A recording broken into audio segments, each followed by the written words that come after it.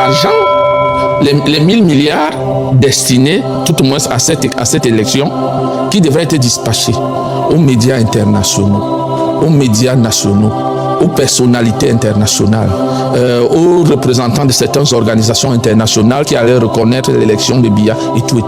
C'est l'homme qui a géré cet argent. Et effectivement, l'argent a été débloqué au niveau de la SNH.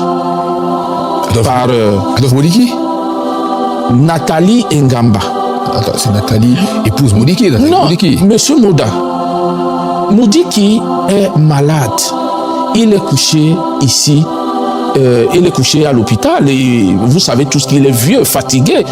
Bon, si vous voulez à tout prix que mettre un nom à Nathalie Ngamba, bon, disons Nathalie Ayolo. Comment ça, Nathalie Ayolo? Bon, monsieur Moda. Mais monsieur, comme ça, vous allez de révélation en révélation. Oui, monsieur Moda, ce pays, nous le maîtrisons. Nous savons tout ce qui se passe. Bonjour. Bienvenue sur le fauteuil rouge. Nous reprenons avec le podcast du commissaire Albert Léopold Ebenet. Monsieur Albert Léopold Ebenet, bonjour. Bonjour, monsieur Moda. Nous sommes ravis de nous retrouver. Ça faisait un moment qu'on ne s'était plus installé sur le fauteuil rouge. Effectivement. L'actualité camerounaise est chargée. Comme vous l'avez constaté d'ailleurs, dans quelques heures, il y a quelqu'un qui va prêter serment. On ne sait pas si c'est Issa Chiroba, on ne sait pas si c'est Biya, on ne sait pas si c'est Ngongo. De toutes les façons, quelqu'un va prêter serment. Dites-nous, qui prête serment demain? Merci, monsieur Moda, d'éclairer les Camerounais. Demain est un jour spécial au Cameroun. Un jour de deuil pour les millions de Camerounais qui ont décidé de choisir Issa Chirouma comme troisième président du Cameroun. Parce qu'en réalité, c'est Issa Chirouma qui a été élu président du Cameroun. Je dis deuil parce que j'ai reçu également les flyers du programme de la prestation de serment de celui que moi j'appelle Paulina. Et pourquoi Paulina? Paulina, parce que, il faut le dire, hein, c'est l'occasion de le révéler aux Camerounais, c'est un pan caché de la vie de Paul Biya. Vous savez qu'il s'appelle Paul. Bien sûr. En réalité, nous avons presque tout, parce que nous avons travaillé là-dessus, nous sommes venus en Occident, on a fouillé dans les archives. Beaucoup de gens ne savent pas que lorsque le président Paul Biya arrive en France comme étudiant, il arrive en France vers les années, début des années 50, 40, fin des années 40, début des années 50, comme étudiant.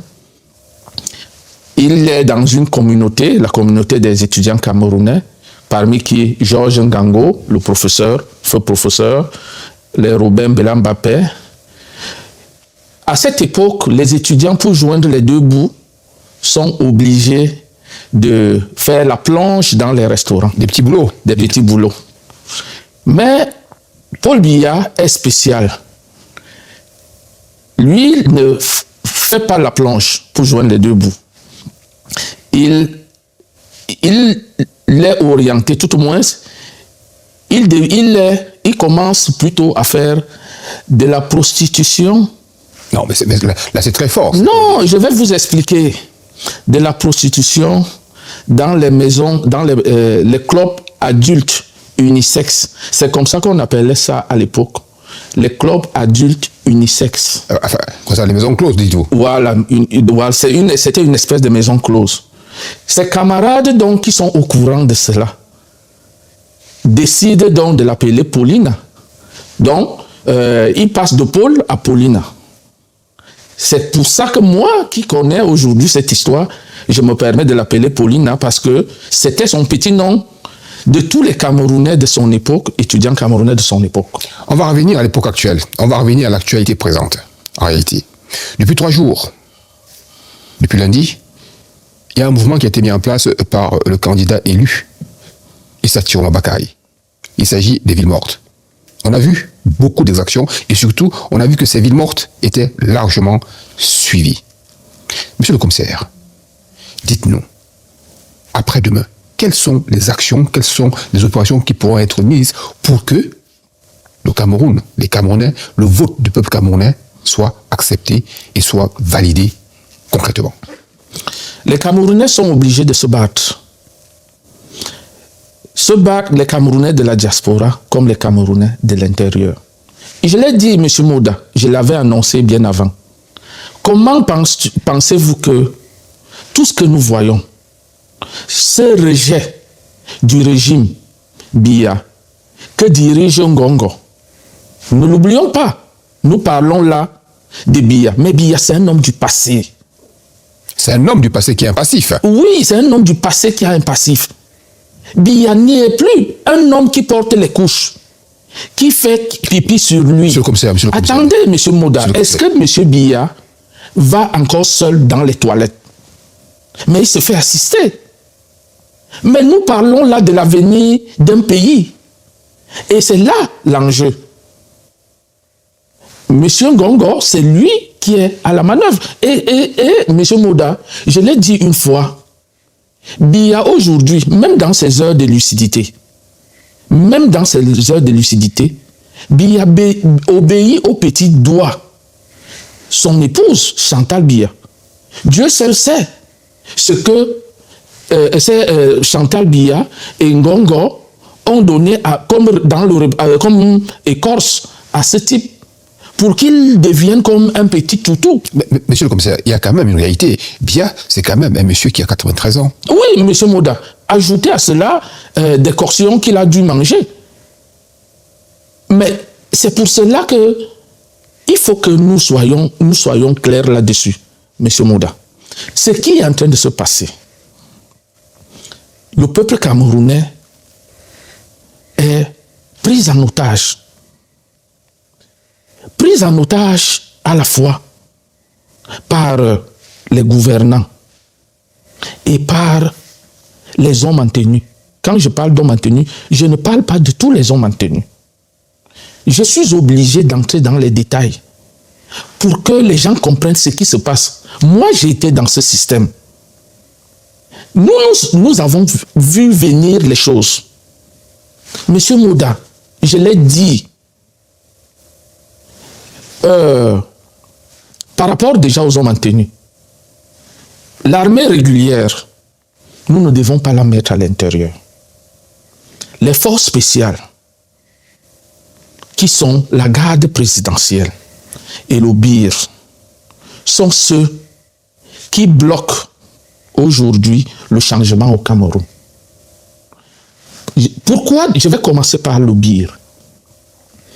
Vous savez, les recrutements ont été faits dans le BIR. Vous avez la soldadesque, qui est composée à 90%, tout au moins à 70% des gars Kirdi, c'est-à-dire les tout pourris, les Mundang, les Giziga, et tout ce que vous pouvez imaginer. Pourquoi ils ont été recrutés si nombreux?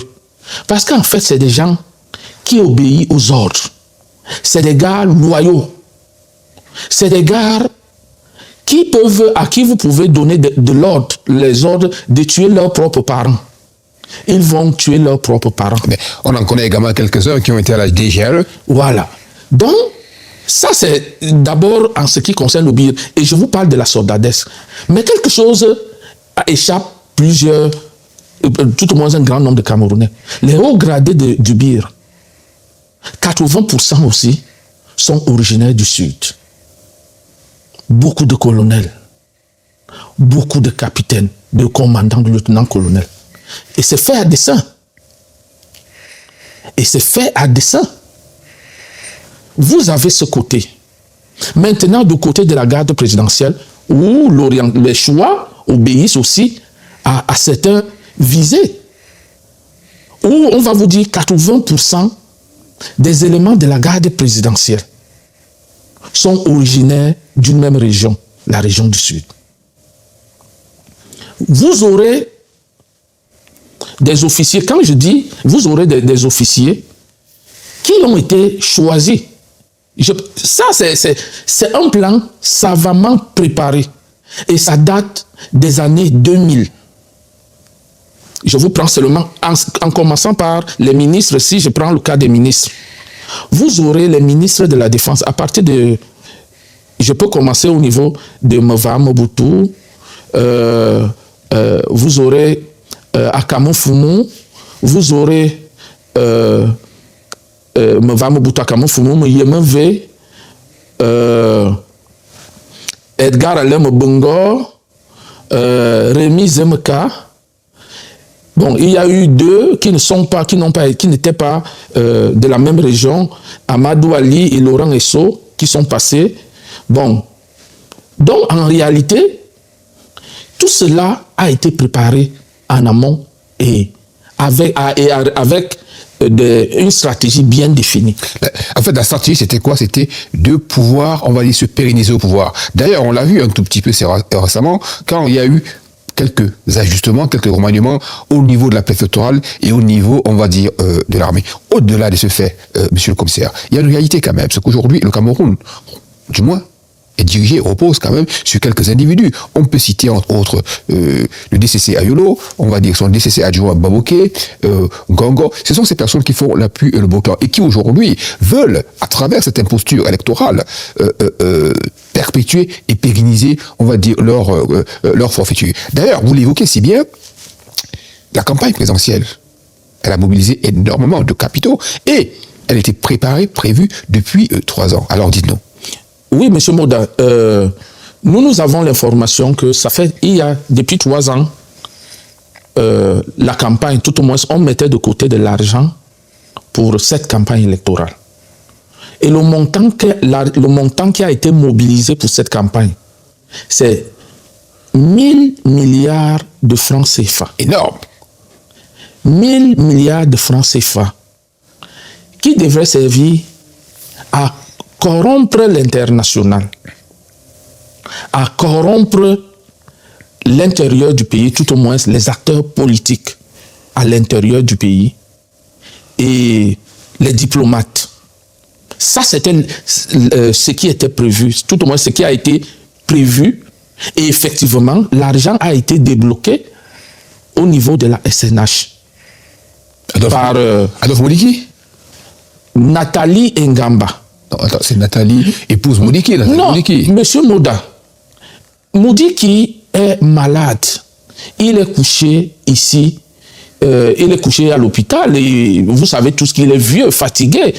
Bon, si vous voulez à tout prix que mettre un nom à Nathalie Ngamba, bon, disons Nathalie Ayolo. Comment ça, Nathalie Ayolo? Bon, Monsieur Moda. Mais monsieur le commissaire, vous allez de révélation en révélation. Oui, monsieur Moda, ce pays, nous le maîtrisons. Nous savons tout ce qui se passe.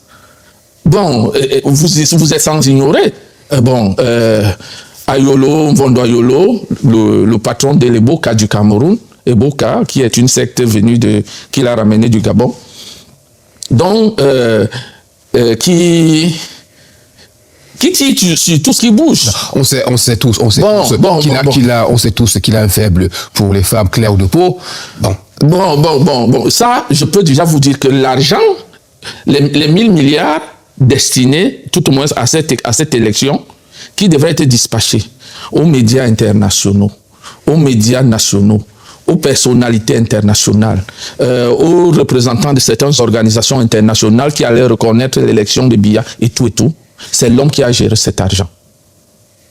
Donc, aujourd'hui, il est clair que l'argent du pétrole du Cameroun, qui doit bâtir le Cameroun, sert à ça, à maintenir le clan au pouvoir. Cet argent sert à maintenir le clan au pouvoir. Monsieur le commissaire, il y a quand même un fait. Tout récemment, du moins il y a quelques jours, on a vu la sortie d'un sénateur américain qui, lui, considère que le Cameroun ne fait plus partie des partenaires fiables des États-Unis. Est-ce que vous pensez que ces actions-là peuvent amener le régime d'Etoudi à revoir ses ambitions? Vous savez, si les Américains veulent vraiment l'intérêt, tout au moins, nous, les Camerounais doivent d'abord se libérer. C'est le peuple camerounais qui doit se libérer. si les Américains doivent accompagner le peuple camerounais, tout au moins, pas seulement les Américains, tous les autres peuples, ils ont des arguments.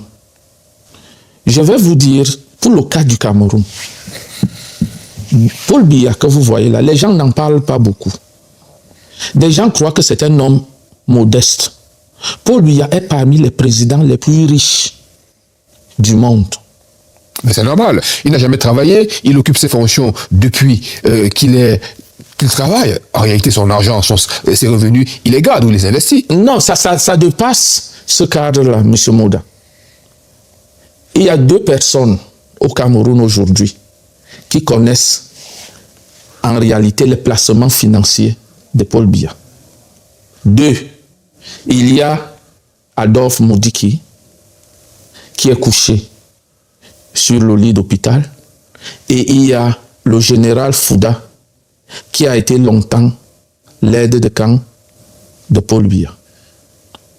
Parce que, M. Moda, les Américains savent que Biya a mis de l'argent, a placé de l'argent dans des grandes entreprises américaines. Vous avez dit... les Européens aussi le savent. Ça le savent. Oui, monsieur le commissaire Albert Lepole-Bena, vous avez dit que Biya est un homme du passé et surtout un homme du passif. Je pense qu'aujourd'hui, peut-être, l'actualité et les Camerounais doivent s'intéresser à ceux qui veulent incarner, à ceux qui veulent pérenniser le système. Et parmi ces gens-là, Biya n'est plus là, on va dire. Vous l'avez évoqué tout à l'heure, que c'est quelqu'un qui est quasiment nonagénaire, qui est grabataire. En réalité, c'est plus de Biya qu'on doit avoir peur. Nous, il faut qu'on s'intéresse un tout petit peu à ceux qui sont en train de vouloir prendre le relais et ceux qui veulent rester encore là pour 50 ans. Je cite encore Ngangor, je peux citer également Ayolo et toute la galaxie qui tourne autour d'eux. La réalité aujourd'hui, c'est quoi? C'est qu'il y a quelqu'un, Issa Chiroma, qui veut battre en brèche toute cette réalité-là. Est-ce que vous pensez véritablement qu'aujourd'hui, Issa Chiroma a les soutiens nécessaires pour être l'homme de la rupture? Issa Chiroma a le soutien nécessaire pour être l'homme de la rupture. Et je l'ai dit dès le premier jour, j'ai été un des premiers soutiens d'Issa Chiroma. Vous savez pourquoi? Parce que Issa Chiroma ne vient pas pour diriger le Cameroun tel que nous le voyons aujourd'hui. Issa Chiroma vient pour la transition. Et pendant cette transition, c'est tous les Camerounais qui doivent fixer. Bon, il a commencé par parler d'audit. L'audit, c'est la situation réelle du Cameroun aujourd'hui.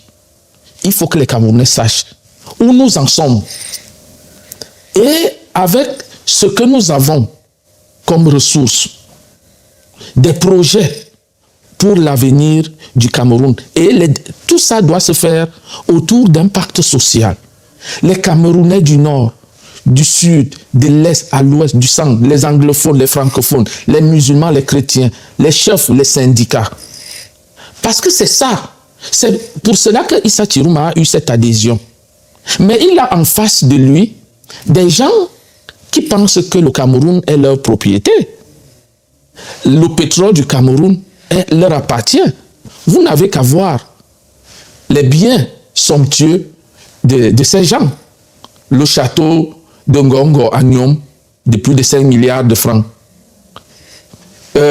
Baboké, ce qu'il a construit à Dimako, sans compter tout ce qu'ils ont en France, aux États-Unis, un peu de partout. Et d'ailleurs, ça contraste parce que quand on voit, on va dire, l'immensité de la fortune immobilière de ces personnes-là, et quand on voit la modeste demeure d'Issa Chiroma à Garoua ou celle de Yaoundé, quelqu'un qui a quand même été pendant 20 ans ministre, on se pose des questions et ça suscite quand même quelques interrogations sur la probité morale de ceux qui aujourd'hui veulent prendre le relais au Cameroun. Monsieur le commissaire, dites-nous, monsieur Abba Yono, en prison, Anissé Kane, également emprisonné quelque part, Dukam Tchameni emprisonné. Mais pourquoi est-ce que la population, les Camerounais, ne se mobilisent pas pour exiger leur libération?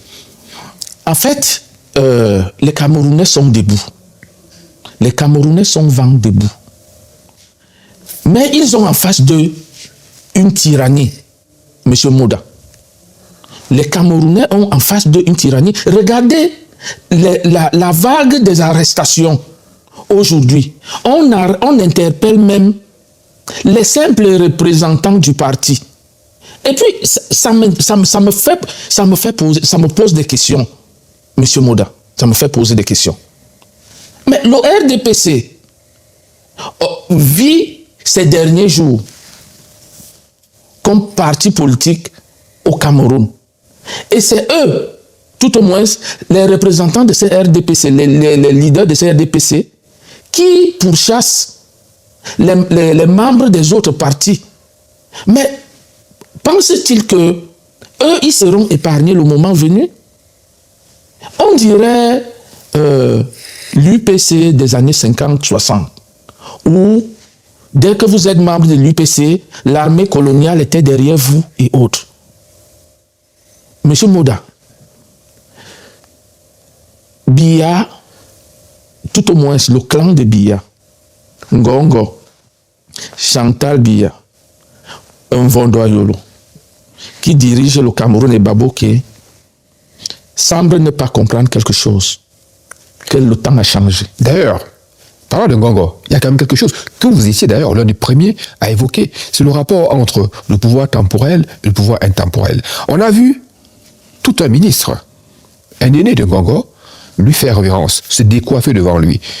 On peut citer, il s'agit de Jacques Famodongo, qu'on a vu se décoiffant, habillé en tenue traditionnelle, donc incarnant le pouvoir intemporel, se baisser, faire allégeance à un Ngongo qui vient d'arriver aux affaires et qui incarne le pouvoir temporel. Dites-nous un tout petit peu, cette symbolique-là, ce symbole qu'on a vu en Mondovision, est-ce que ça ne cache pas d'autre chose? Oui, M. Moda, ça cache quelque chose que les gens n'ont jamais su. En réalité, le gouvernement de janvier 2019, où Ngongo s'est fait ministre d'État secrétaire général, c'est dans ce gouvernement que Famondongo est ministre d'État secrétaire général. Non, ministre d'État. Oui, ministre d'État en charge de l'enseignement supérieur, je veux dire. En réalité, Famondongo sait pertinemment que c'est Ngongo qui a fait de lui ministre d'État. Famondongo le sait. Et parce que beaucoup de gens ne savent pas, c'est qu'avant chaque nomination, depuis que Ngongo tient les rênes du pouvoir, il appelle d'abord le concerné et lui dit: je viens de décider de faire de toi ceci, avant la publication du décret. Donc Famondongo est bel et bien au courant que c'est Ngongo qui a fait de lui ministre d'État en charge de l'enseignement supérieur.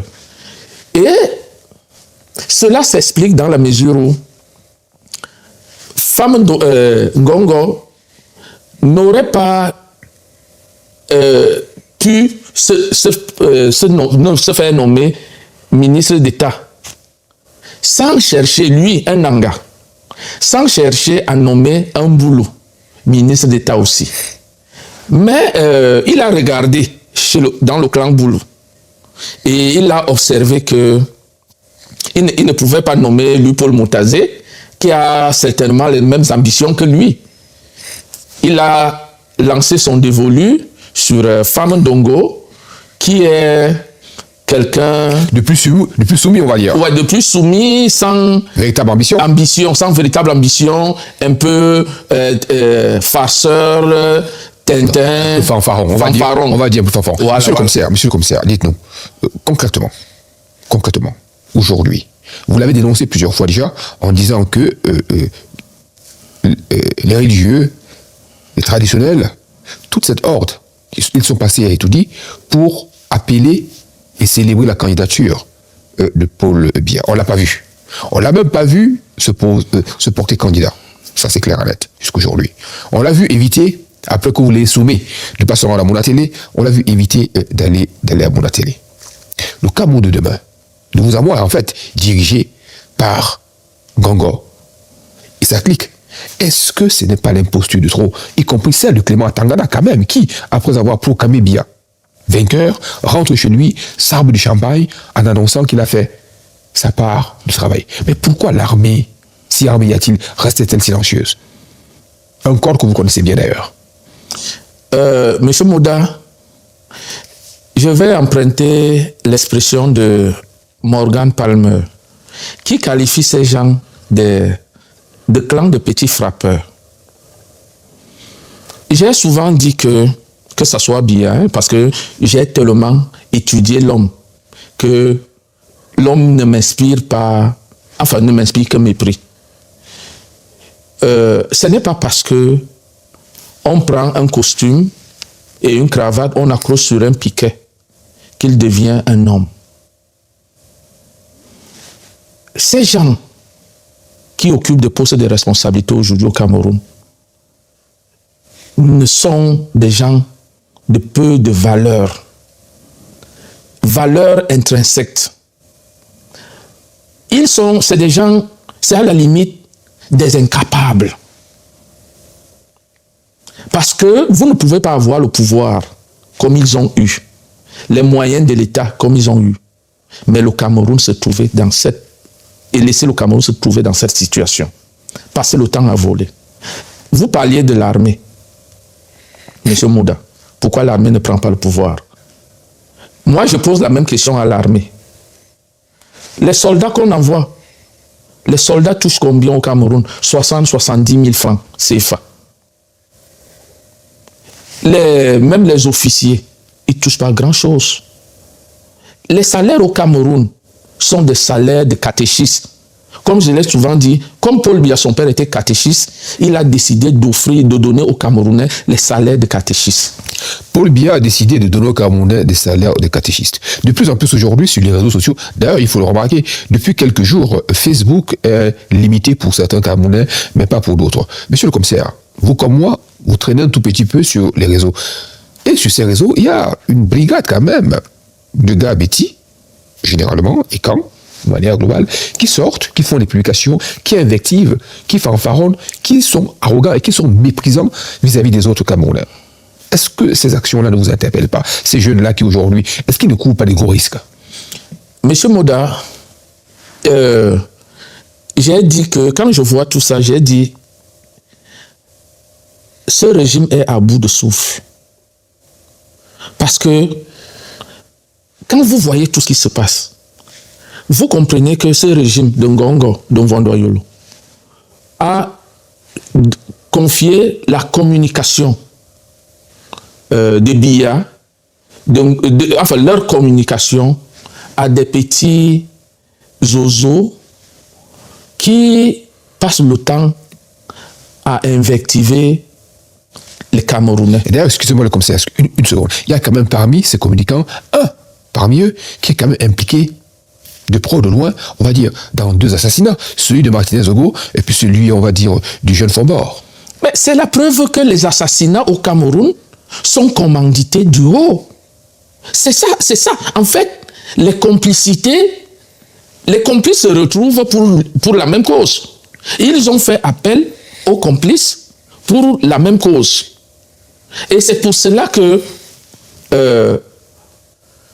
je le disais à tous les Camerounais et aux populations de la Léki qui attendent la vérité sur la mort de l'assassinat de Martinez Ogo, il n'y aura jamais de vérité tant que Paul Biya, Ngongo, Chantal Biya, Mvondoyolo, Babo qui sont là. Il n'y en aura pas. Parce que c'est un groupe de gangs qui ils sont ensemble et ils travaillent ensemble.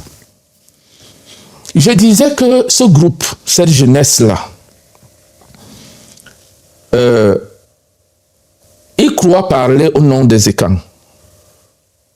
Mais ils se trompent. La grande majorité des Ekans sont silencieux.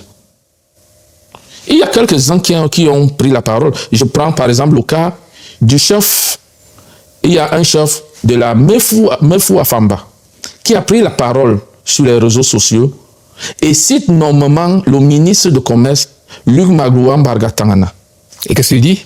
Il dit que Luc Magloire Mbargatangana est ministre depuis plus de 20 ans, ministre de Commerce. Mais aucun garde de la Mefou Afamba n'a une autorisation d'importer quoi que ce soit. Et que en réalité, c'est pour ça, parce que là-bas, Issa Tchourouma a gagné Paul Biya dans la Mefou Afamba. Et il met Mbargatangana en garde par rapport à la suite. J'en profite même pour lui donner une réponse à ce chef. En réalité, Luc Magloire Mbargatangana ne s'occupe pas des gens de la Mefo Afamba parce que il représente la Mefo Afamba ou il est aux affaires pour les gens, grâce aux gens de la Mefo Afamba. Lungaluwa Mbargatana, et c'est un secret que je vais révéler, est aux affaires parce qu'il est le beau-frère de Paul Biya. La protection de Lungaluwa Mbargatana, c'est la sœur, même père, même mère de Paul Biya, qui est, on l'appelle Mama Titi. C'est elle qui protège Lungaluwa Mbargatana. C'est elle qui couvre Lungaluwa Mbargatana. C'est la même chose avec Atanganji. Les gens croient que Atanganji bénéficie d'une protection qui vient de quelque part. Non, c'est une des sœurs de Paul Biya qui protège Atanganji. Et comment? Pourquoi? Parce que les gens ne savent pas que Paul Biya ne donne pas de l'argent aux membres de sa famille.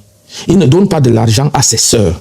Et d'ailleurs, parlant de ça, de sa famille, vous avez été approché, parce qu'on peut le dire, vous avez été approché par certains membres de la famille des Biya pour vous faire comprendre qu'en réalité, il faut sauver le soldat Biya qui est pris en otage et dont la famille, pour ne pas le citer, on peut le citer, mais les Meba n'ont plus accès à leur oncle. Qu'est-ce qui se passe? Non, la réalité, c'est que dernièrement, il y a une des nièces de Paul Biya qui a parlé.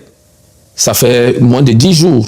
Cathy Meba, elle indexe personnellement sa belle-mère, tout au moins Chantal Biya, d'avoir pris son père en otage.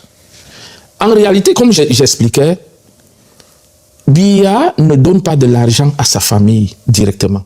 Mais sa famille ses sœurs par exemple, peuvent soutenir une personnalité à qui il donne le poste. Et c'est cette personne-là qui va s'occuper donc de sa famille, du parent ou de la marraine. C'est pour ça, vous voyez, Atanganji construit toutes les maisons à Yaoundé, il construit les universités à Ebolova. C'est l'argent des réfugiés qu'on verse pour les réfugiés au nord, les gouverneurs envoient l'argent du Minat et tout ça. Il se construit des maisons et il prend une partie de cet argent pour remettre à sa marraine, qui est la sœur de Paul Biya. Monsieur le commissaire, depuis 10 mois déjà, on dénonce. Depuis 10 mois déjà, on met l'accent, on prouve. Aujourd'hui, dans un contexte aussi stratégique et déterminant, beaucoup de personnes attendent de nous qu'on soit les fervents d'une action, qu'on essaye d'implémenter. Vous, en tant que stratège, vous l'avez été d'ailleurs, concrètement aujourd'hui, qu'est-ce qui peut être mis en place de manière efficace et concrète pour faire partie de ces gens? Parce qu'il faut le rappeler quand même que tout récemment, nous avons eu M. Morgan Palmer, consultant en intelligence stratégique, qui lui a évoqué la manière forte, à savoir l'élimination physique et ciblée de ces personnes qui dirigent le Cameroun. Est-ce que vous partagez la même vision? Est-ce qu'aujourd'hui, il est temps pour le peuple camerounais, pour se libérer, d'arrêter de parloter, d'arrêter de marcher, mais d'agir, presque de rentrer dans le maquis? Monsieur Moda, je vais vous faire une révélation et que le peuple camerounais m'écoute. Ces gens sont déjà, dès à présent où je vous parle, ils sont en insécurité. Ils doivent trembler. Ils doivent trembler. Vous savez pourquoi? Dites-nous. Et je vous le dis, mais il s'agit de toute la classe, Paul Biya y compris. Parce que ils ont franchi un pas de violence au sein de la société camerounaise qui a et qui va radicaliser des gens dont ils sont loin d'imaginer. Ça, c'est un secret que je suis en train de révéler. Les jours qui viennent, les semaines, les mois, beaucoup de choses vont se passer au Cameroun. Parce qu'ils ont franchi le Rubicon de la violence.